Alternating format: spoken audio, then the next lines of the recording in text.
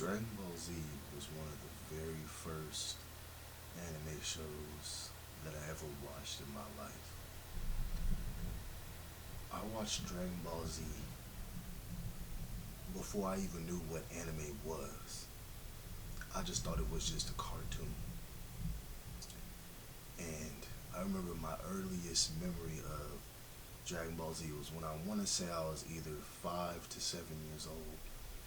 I remember seeing the episode of Dragon Ball Z where Cell is walking around the city and he's sucking up people with his tail. And that's one of my earliest memories of Dragon Ball Z. And I remember Goku fighting Majin Vegeta too. Those are two of my earliest memories. I don't know if it was reruns. I don't know if this was when the episodes were brand new. I don't know. But I do remember those are two of my earliest memories. And I still have them in the back of my mind. And Dragon Ball raised me, man. Dragon Ball Z, I watched Dragon Ball Z as a child, as a little kid, and then Dragon Ball Z Kai, I watched as a teenager. I remember there was this, me and my mom and my little sister had moved into this house, to this new house, and we had a cable guy come over. He was a Mexican dude. I want to say he probably was like 21 at the time, and I was probably about, I want to say 13. And me and him had a whole deep conversation about Dragon Ball Z. We were talking about the Android saga. We were talking about Goku and his heart virus. We had this extremely deep conversation. Me and this random cable dude. And this dude was so cool. He gave me Nicktoons Network, the channel, for free, free of charge. I know he wasn't supposed to do that, but he gave me that one channel free of charge so I could watch Dragon Ball Z Kai on Nicktoons Network. And I remember being so appreciative of that shit. And I remember recording it on my mom's recording box. It was on dish. She had the silver recording box, and I remember recording pretty much the whole second half of the Dragon Ball Z Cell saga when it was uh, um, semi-perfect Cell looking for Android 18 on the islands and shit. That was when I started recording it, and I watched all of Dragon Ball Z Kai up until the point where it stopped, which was like right after the Cell saga. You know, Trunks leaves and everything, and that was the last episode for, I want to say, like 10 years. And then I remember watching Dragon Ball Z Kai also on the CW for kids too. It was a more censored version, but I remember Dragon Ball Z coming back when I was in college. I had a flat screen TV, and I remember Dragon Ball Z Kai coming back. And it came back on Adult Swim. It was the uncut version. They played the Cell Saga episodes, and then they moved on to Dragon Ball Z Kai, the final chapters, which was the Buu Saga, and it was the Great Saiyaman Saga. And I remember just my mind being blown that we finally get to watch the rest of Dragon Ball Z Kai. Now, of course, you know, I had Dragon Ball Z, the Buu Saga, on DVD, and I still have it. Like the second half where Buu, him and Hercule live in a little house. The little dog gets shot, and then, Fat Buu gets angry and he shoots out Gray Buu. Um, I have that on DVD, so I watched that as a kid. But I always wanted to see the Dragon Ball Z Kai version. And I got to watch that shit when I was in college. And then I remember watching Dragon Ball GT when I was around 13 to like 15, because it came on Nicktoons Network after Dragon Ball Z Kai had ended. They got the license for for Dragon Ball GT, and they played all of Dragon Ball GT, and then they played all of the Dragon Ball Z movies, and they played the Dragon Ball GT movie, the one where it has a Goku Jr. and Pan is like super old. The only Dragon Ball GT movie they had. And that movie in itself was an amazing movie. As much as people complain about GT, you know, Goku Jr. meeting Goku was like the coolest thing to me. I still get goosebumps when I look up that scene on YouTube. And that's kind of how I feel about Akira Toriyama, man. Like, he offers Shinron now, bro. And I can't, like, I'm still in shock that he's really gone, because he influenced my whole life. If you're around 25 to like 40, you watched Dragon Ball Z when you was younger, back in the early 2000s, back in the late 90s, early 90s. You watched Dragon Ball Z Kai. I mean Dragon Ball Z, my bad. You watched Dragon Ball Z, or you watched Dragon Ball Z Kai, just like I did. Like I said, I was kind of on the cusp. I was born in 1997, so I watched a little bit of Dragon Ball Z, watched all of Dragon Ball Z Kai. I had Dragon Ball Z on DVD, and things of that nature. But I say all that to say that Akira Toriyama literally affected my whole childhood. I also read the Dragon Ball manga when I was like around 15. And, it's crazy not knowing someone, but someone influencing your whole life since you were a little kid. And when I went on TikTok, the way I saw that he was dead, that he passed away, was I was on TikTok just scrolling, and somebody was doing a live stream and had his picture up there. And I cannot believe that he's really gone. I ran to YouTube so fast. I was hoping that it was just like a joke, because you know how they make them cool little jokes. I was like praying it was just a joke, because of how much he influenced my life. You know what I'm saying? I really want to believe that it's not true and it's a joke and they just playing. And then I found out that he died on March 1st. He's been dead for 6 days. And all I could do in the bathroom is like, I just sat there and just cried, bro. Like, I literally shed a tear right away, and my eyes start getting watery. It's like I don't even have the words to explain how much Akira Toriyama like literally influenced my life. Like, he influenced my life so much. My own story, my own novel that I'm writing is inspired by Dragon Ball Z. And literally it was my whole childhood. Like, it was like the only thing I used to talk about besides Pokemon. All I would talk about is Dragon Ball Z when I was a kid. That's all I talked about, to the point where it used to get on people's nerves, bro.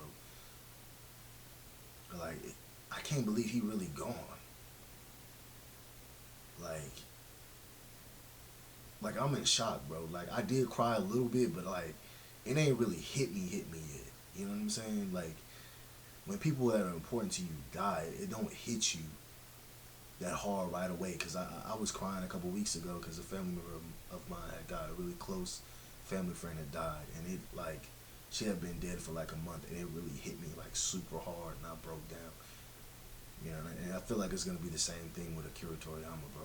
I can't believe he's gone. And I just pray Oda, but God, please let Oda be okay. Let Oda live, bro. Please let Oda be healthy. Let him live for another 30, 40 years, please, bro. Freaking, and Tagashi too. Please let Tagashi live for another 30, 40 years, bro. Please let them keep going, bro. Like, for real, bro. Like, nah, bro. Like, that, I can't even stop saying bro, because my brain is just like all over the place. Like, that was a big shock. Like, Dragon Ball influenced so many anime shows. My Hero, One Piece, all of the big three. Like, every single shonen with power-ups and shit was all inspired by Dragon Ball. All of them. If you really sit there and read through all of them, you will see something that is a clear inspiration of Dragon Ball. Toriyama was like Dragon Ball Z was like a comfort blanket, bro. It was like a comfort food. Like, I could sit around and I could just watch Dragon Ball Z and everything felt good. Like, even with the DVDs, like I said, I have the Buu Saga. I used to turn on the Buu Saga when I didn't have cable, and I would just rewatch it over and over again, and it never got boring. I never got tired of watching it. I would just continuously watch it, And even though Super had problems, I still watched all of Super. I still enjoyed a lot of Super. I still like, Jiren, like the hype of Jiren, the hype of Ultra Instinct. All of that stuff, I still liked a lot of it. Even through all the nonsense with the power levels not making sense, all that stuff, I still watched it because I support Dragon Ball to the fullest because of how much it influenced my life. You know, I watched Dragon Ball Super every time it had a new episode. I would literally go online and look it up when it was in the sub. And I just like, and I even read the manga, the Super manga a little bit. I haven't read all of it, but you know, I've read the Moral arc and the Granola arc and the and Black Frieza and Gas and all of them. I seen like I know everything that happens in it. I know Ultra Ego and it's crazy, bro. I can't believe Akira Toriyama is gone. I can't believe Akira Toriyama is gone. There ain't no way that's real, bro.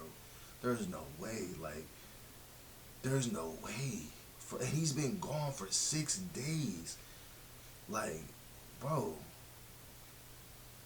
Like, you Berserk fans, I understand y'all, bro. Like, there's no way. Like, y'all don't understand, bro.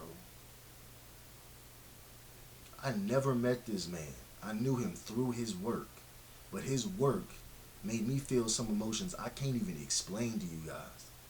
Seeing Gohan go Super Saiyan 2 for the first time, seeing Goku go Super Saiyan for the first time, seeing Goku go Super Saiyan 3 for the first time, seeing Vegeta blow himself up to save his son and to try to save planet Earth from Fat Boo. Like, you guys don't understand.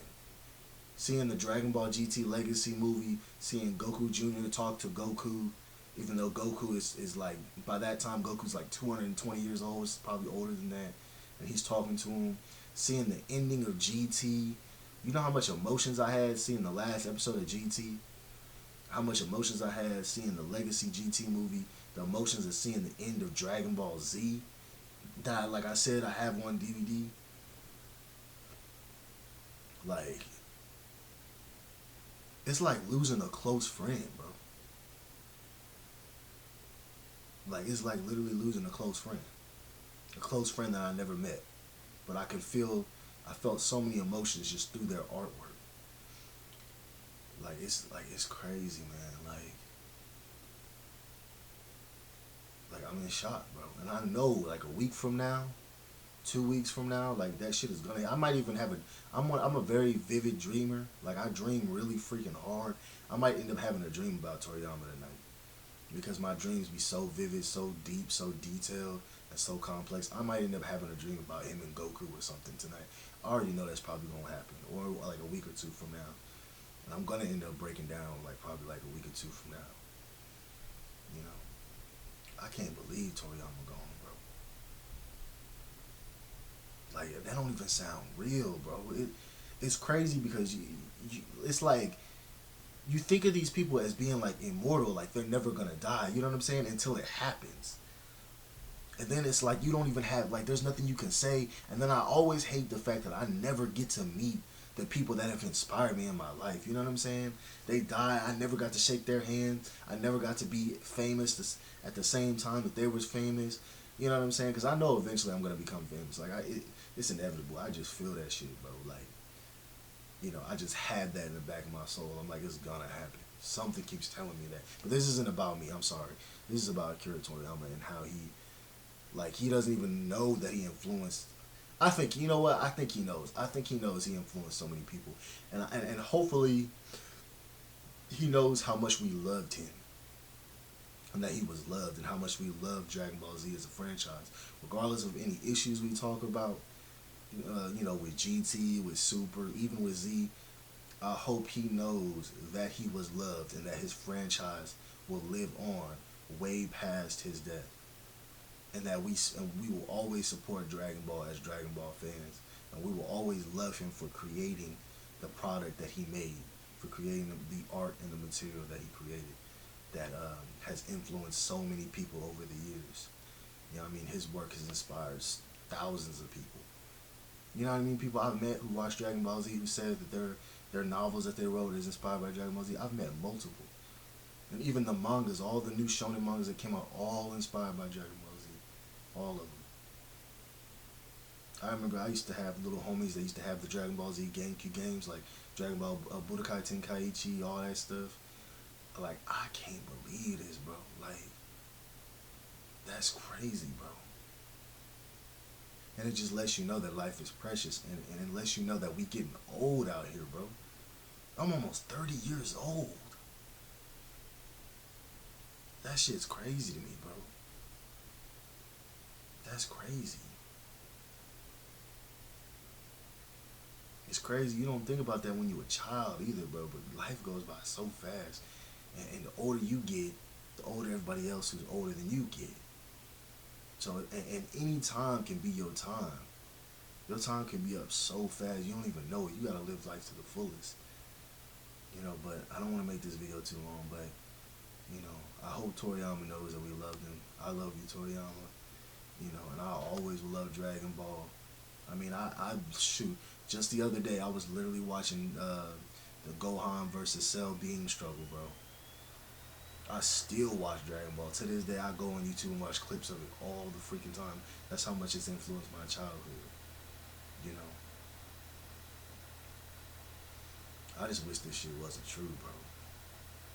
But Toriyama, you will be missed. You are truthfully loved. That's from the bottom of my heart. You are loved.